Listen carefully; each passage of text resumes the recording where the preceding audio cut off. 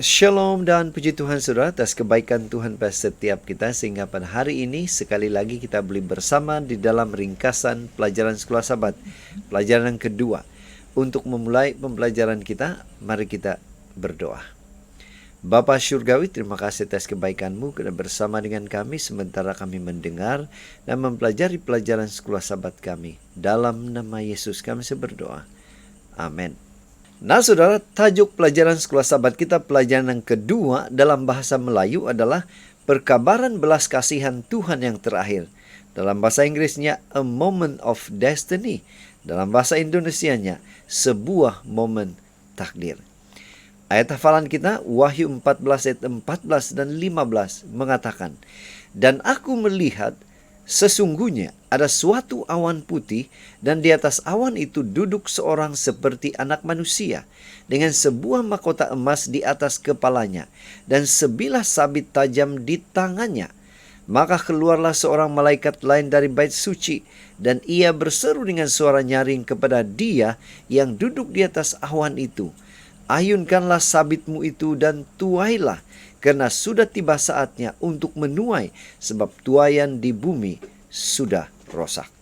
Dan untuk memahami pembelajaran kita atau pelajaran Sekolah Sabat kita pada minggu ini, ada baiknya saudara kita membaca ayat-ayat seperti yang tertera di screen Anda, khususnya dalam Matius 24 dan Wahyu 14. Saudara, minggu ini kita akan mengkaji khususnya dua tuaian dalam Wahyu pasal 14 hingga 20. Dan itu adalah tuaian gandum keemasan yang diartikan sebagai hidup yang dikumpulkan ke dalam lumbung Tuhan, dan tuaian buah anggur berwarna darah yaitu simbol mati yang diinjak dalam pemerasan anggur kemurkahannya. Hasil penghakiman tergantung pada pilihan yang kita buat hari ini. Hidup yang dilambangkan tuaian atau mati yang dilambangkan buah anggur. Yang menjadi pertanyaan, apa persediaan yang harus kita pilih untuk bersedia menghadapi momen terakhir akan datang itu? Apa kaitan persediaan ini dengan perkabaran 3 malaikat? Nah saudara, untuk membahas atau untuk mempelajari pelajaran kita lebih lanjut lagi, kita akan membagikan pada 5 topik seperti yang ada di screen saudara. Pendahuluan Sekolah Sabat. Perkabaran 3 malaikat itu adalah perkabaran belas kasihan Yesus yang terakhir, yaitu satu panggilan yang membawa kita daripada mempercayai kebenaran kita sendiri kepada mempercayai kebenaran Yesus untuk membenarkan kita, untuk menguduskan kita pada akhir zaman, untuk memuliakan kita. Walau bagaimanapun, seperti biasa, kita mesti memilih Kristus untuk menyerah kepadanya dan untuk mematuhinya.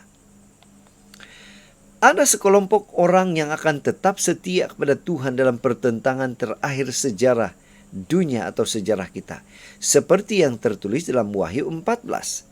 Dan mereka dipanggil untuk membagikan dan menjalankan perkabaran khusus, seperti yang dalam Wahyu 14 ayat 6 hingga 13. Tuhan akan melaksanakan penghakimannya sesuai dengan penerimaan atau penolakan perkabaran itu. Wahyu 14 ayat 14 hingga 20. Nah, pilihan yang kita buat sekarang sememangnya akan memberi kesan kepada pilihan yang kita buat dalam krisis terakhir di hadapan kita. Kita ke tajuk yang pertama, pilihan kekal.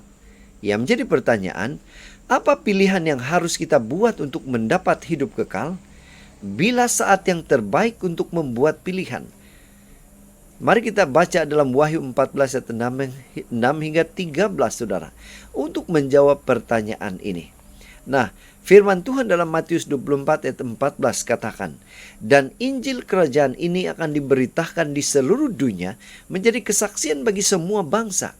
Sesudah itu barulah tiba kesudahannya." Yesus menubuatkan bahwa setiap orang di bumi akan telah mendengar tentang Injil ketika dia datang kembali. Kita boleh baca dalam Wahyu 14 dan Matius 24. Nah, setiap orang harus memilih antara ajaran palsu Babel atau kebenaran yang akan dipertahankan oleh umat sisa yang setia. ayat 8 dalam Wahyu 14. Setiap orang harus memilih antara tanda musuh yang disimbolkan dengan binatang atau meterai Tuhan dalam Wahyu 14 ayat 9 hingga 11 dan Markus 8 ayat 35. Nah, yang menjadi pertanyaan, bila kita harus mengambil pilihan atau keputusan, jawabannya adalah sekaranglah saatnya. Keputusan atau hasil akhir kita akan bergantung pada apa yang kita pilih hari ini. Kita masuk ke tajuk yang kedua, yaitu kedatangan kembali anak manusia. Yang menjadi pertanyaan, bagaimana Wahyu 14 membahas kedatangan anak manusia? Apa pandangan atau analisa kita mengenai kedatangan kembali anak manusia itu? Firman Tuhan dalam Matius 16 ayat 27 katakan, sebab anak manusia akan datang dalam kemuliaan Bapanya, diiringi malaikat-malaikatnya. Pada waktu itulah ia akan membalas setiap orang menurut perbuatannya. Yesus menekankan sifat manusiawinya dengan menggunakan ungkapan anak manusia. Ketika berbicara tentang penderitaan dan misinya untuk menyelamatkan semua orang. Lukas 9:22, Markus 10:45. Nah saudara, dialah atau Tuhanlah satu-satunya sumber pengampunan dosa. Markus 2. Dan juga keselamatan. Lukas 19 ayat 10. Nah, Yesus berjalan di bumi ini sebagai manusia. Dia menyembuhkan orang sakit, dia dicobai seperti kita, dan dia mengalami pencobaan yang sama. Dari itu kita boleh yakin bahwa dia memahami kita. Dia memenuhi syarat untuk menilai keputusan atau pilihan kita. Yohanes 5:26 hingga 27. Yesus menggunakan ungkapan yang sama untuk merujuk kepada kedatangannya yang kedua. Dalam Matius 16:24, 37, 44, dan 25. Dalam Markus 8:38. Nah, ramai orang membuat keputusan mereka atau pilihan mereka di akhir zaman. Yesus ini akan kembali, seperti dalam Kisah 1 ayat 11. Tajuk yang ketiga, penghakiman surgawi. Yang menjadi pertanyaan, bagaimana penghakiman surga itu berlaku? Apa pandangan atau analisa kita mengenai penghakiman surga itu bila itu berlaku?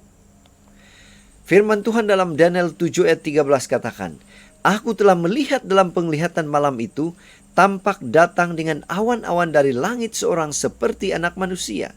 Datanglah ia kepada yang lanjut usianya itu, dan ia dibawa ke hadapannya. Yohanes melihat Yesus duduk di atas awan dengan sabit di tangannya, menunggu perintah untuk pergi, seperti dalam Wahyu 14 ayat 14.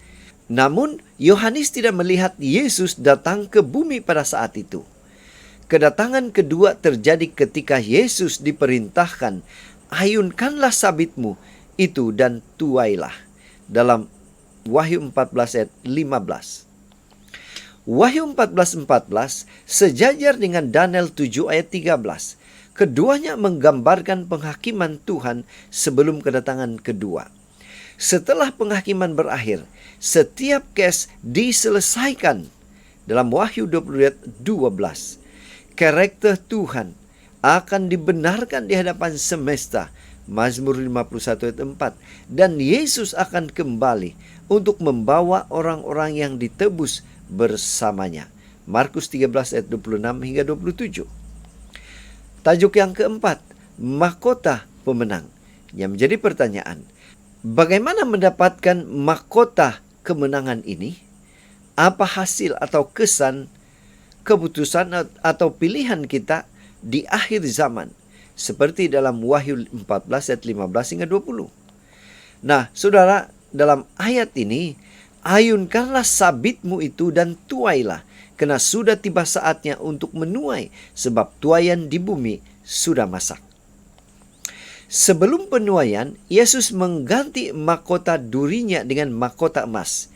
Di dalam Yohanes 19 dan Wahyu 14. Itu bukanlah mahkota raja, yaitu dalam bahasa aslinya diadema. Tetapi itu adalah mahkota pemenang, yaitu dalam bahasa aslinya Stefanos. Yesus akan menuai tuaian dan memberi kita mahkota kemenangan. 1 Petrus 5 ayat 4. Bagaimana kita dapat kemenangan? Gandum harus sudah tumbuh dan matang agar boleh dituai. Kita juga harus diubah dalam kekudusan setiap hari oleh Dia yang mengasihi kita dan telah menang. 2 Korintus 3:18. Tajuk yang kelima, yaitu setiap benih menghasilkan tuaian. Bagaimana benih itu menghasilkan tuaian? Sampai bila ia matang dan menghasilkan buah yang siap dituai? Firman Tuhan dalam Wahyu 14 ayat 18 katakan, ayunkanlah sabitmu yang tajam itu, potonglah buah-buah pohon anggur di bumi, karena buahnya sudah rosak. Orang benar yang diartikan simbol sebagai tuaian bertumbuh dalam kesucian, dan orang jahat yang dilambangkan sebagai buah anggur bertumbuh dalam kejahatan. Menolak kehendak Tuhan menghasilkan kejahatan dan hati nurani yang memakai cap atau meterai mereka yang bertentangan dengan meterai Tuhan. Setelah setiap orang membuat pilihan mereka pada akhir zaman, mereka akan disucikan atau ditolak menurut pilihan mereka, seperti dalam Wahyu 22 ayat 11. Perbezaan antara orang benar dan orang jahat akan sangat mengagumkan dan jelas. Perkataan dan tabiat mereka akan bersaksi tentang pilihan mereka. Keputusan akhir, hasil kita akan didasarkan di atas pilihan yang kita buat setiap hari. Pena Inspirasi juga menjelaskan, Alkitab akan dibuka dari rumah ke rumah, dan pria dan wanita akan menemukan jalan masuk ke rumah-rumah ini, dan pikiran akan dibuka untuk menerima pikiran Allah. Dan ketika krisis datang, banyak yang akan siap untuk membuat keputusan yang tepat, bahkan dalam menghadapi kesulitan besar yang akan ditimbulkan melalui mukjizat setan yang menipu. Akan ada pasukan orang-orang beriman yang tabah yang akan berdiri teguh seperti sebuah batu melalui ujian akhir. Saudara dan saudari, Tuhan ingin memberi kita terang yang meningkat. Dia menginginkan agar kita memiliki penyataan yang jelas tentang kemuliaannya, bahwa para pendeta dan orang-orang akan menjadi kuat di dalam kekuatannya. Jadi saudara, dari pelajaran Sekolah Sabat kita pada minggu ini, kita boleh menyimpulkan, kitab Wahyu adalah kitab perbandingan. Setiap perbandingan ini memanggil kita untuk membuat pilihan yang kekal. Kita akan menyembah sama ada naga itu atau anak domba itu. Kita akan menerima sama ada tanda binatang atau meterai Tuhan. Sama ada kita akan jatuh dalam penipuan licik wanita berbaju merah itu, yaitu gerakan palsu setan, atau kita akan berjalan dengan wanita berbaju putih itu, yaitu gereja Tuhan yang benar. Saudara, sama ada kita akan menerima ajaran penipuan Babylon rohani, atau kita akan bersuka cita dalam kebenaran yang mengalir dari Yerusalem baru. Sebelum kedatangan Yesus, setiap manusia di planet bumi akan mempunyai peluang yang menasabah untuk membalas kasihnya, menerima kasihnya, dan berjalan dalam kebenarannya. Jadi saudara, sekian saja ringkasan pelajaran Sekolah Sabat pada minggu ini. Semoga kita mendapat sesuatu dan kiranya ini boleh membantu kita dalam mempelajari pelajaran Sekolah Sabat pada minggu ini. Tuhan memberkati kita. Mari kita berdoa. Bapa Surgawi, terima kasih karena kebaikan Tuhan. Terima kasih menyertai kami di dalam mempelajari firman Tuhan, khususnya dalam pembahasan Sekolah Sabat.